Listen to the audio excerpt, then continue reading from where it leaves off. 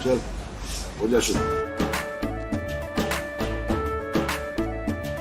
केसरिया से मन जोगी हुआ रे, दिल झूमे देखो पतवारा हुआ रे, दिल झूमे देखो पतवारा हुआ रे। हर पल मनाओ केसरी त्योहार। विमल, बोलो जुबान केसरी। आज जो माननीय सुप्रीम कोर्ट ने ईवीएम के विषय पर फैसला सुनाया है, ये वाकई लोकतंत्र की जीत है। और जब लोकतंत्र का महापर्व चुनाव चल रहे हैं, उस समय पर पूरी दुनिया भारत के लोकतंत्र का गर्व मनाती है, भारत के लोकतंत्र की प्रशंसा करती है। पर कुछ ऐसे लोग हैं जो मोदी विरोध में उतरते उतरते, जो बीजेपी विरोध में उतरते उतरते भारत के संवैधानिक संस्थाओं पर, भारत की लोकतांत्रिक संस्थाओं पर, भारत के अन्य संस्थाओं पर और भारत पर भी सवाल उठाने से और उस पर कुठाराघात करने से नहीं चूकते। आज उन लोगों के लिए एक करारा तमाचा है। आज जो लोग भी ईवीएम का बहाना बना रहे थे, दरअसल ये ईवीएम बहाना है। जब हार होती है तो परिवार को बचाना है, इसलिए संवैधानिक संस्थाओं पर सवाल उठाना है। ये लोग अंबेडकर जी का और संविधान का विरोध करने वाले लोग हैं और आज इनको बताना चाहिए कि इनकी जो हिपोक्रेसी है कि तेलंगाना में चुनाव होता है, जीतते हैं तो ईवीएम ठीक होती है, पंजाब में ईवीएम ठीक होती है, पर जब केंद्र में चुनाव हारने वाले हैं तब ईवीएम खराब हो जाती है।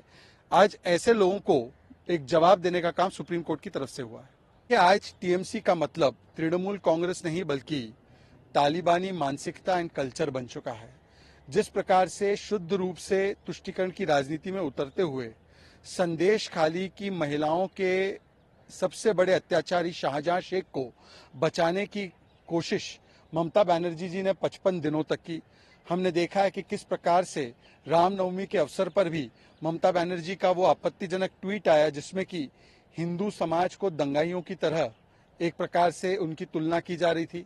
हमने अनेकों ऐसे अवसर देखे जहां पर दुर्गा पूजा विसर्जन पर तो रोक लगाई जाती है और ताजिया को जाने दिया जाता है। और इसी प्रकार के तुष्टीकरण से प्रेरित होकर कई ऐसे कदम वेस्ट बंगाल की सरकार उठाती है।